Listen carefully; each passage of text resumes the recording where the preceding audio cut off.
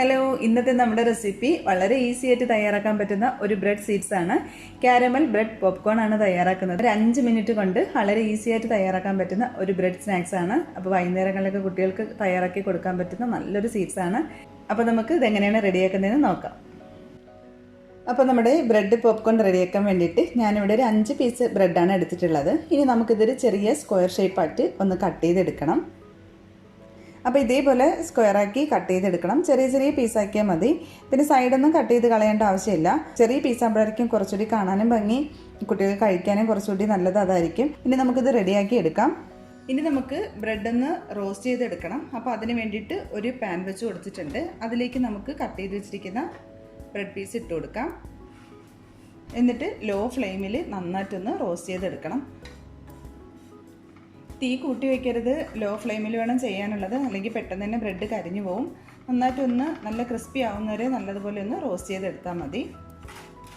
അപ്പോൾ ഇത് നമ്മുടെ ബ്രെഡ് നന്നായിട്ട് റോസ്റ്റായി വന്നിട്ടുണ്ട്. അപ്പോൾ ഇതുപോലെ ആക്കി എടുത്താൽ മതി, ഒരുപാട് കരിഞ്ഞു പോകരുത്. ഇനി നമുക്ക് സ്റ്റവ് ഓഫ് ചെയ്ത് കൊടുക്കാം. ഇതൊരു പാത്രത്തിലോട്ട് മാറ്റാം. നമുക്ക് ഷുഗർ ഒന്ന് കാരമലൈസ് ചെയ്തെടുക്കണം. അപ്പോൾ അതിന് വേണ്ടിയിട്ട് ഞാനിവിടെ ഒരു 4 ടേബിൾ സ്പൂൺ ഷുഗർ എടുത്തിട്ടുണ്ട്. അതൊരു പാനിലേക്ക് ഇട്ട് കൊടുത്തിട്ടുണ്ട്. ഇതിലേക്ക് ഒരു 2 ടേബിൾ സ്പൂൺ വെള്ളം കൂടി ഒഴിച്ചു കൊടുക്കാം.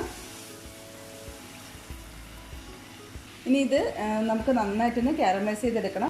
ചെറിയ തീയിൽ വെച്ചിട്ട് വേണം ചെയ്യാനുള്ളത്. അപ്പോൾ കുറച്ച് സമയം എടുക്കും. തീ കൂട്ടി വെച്ചാൽ പെട്ടെന്ന് തന്നെ ഇത് കരിഞ്ഞു പോകും. ചെറിയ തീയിൽ കാരമലൈസ് ചെയ്തെടുക്കണം. അപ്പോൾ ഇതുപോലെ കളറ് മാറി വരുന്ന സമയത്ത് ഇതിലേക്ക് നമുക്ക് 1 ടേബിൾ സ്പൂൺ ബട്ടർ കൂടി ചേർത്ത് കൊടുക്കാം. എന്നിട്ട് നന്നായിട്ടൊന്ന് മിക്സ് ചെയ്ത് കൊടുക്കാം.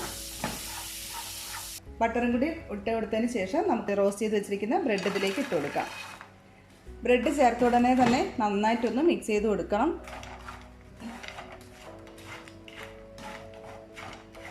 അപ്പോൾ ബ്രെഡിൽ എല്ലായിടത്തും നന്നായിട്ടൊന്ന് പിടിക്കുന്നവരെ നല്ലതുപോലെ ഒന്ന് മിക്സ് ചെയ്ത് കൊടുക്കാം.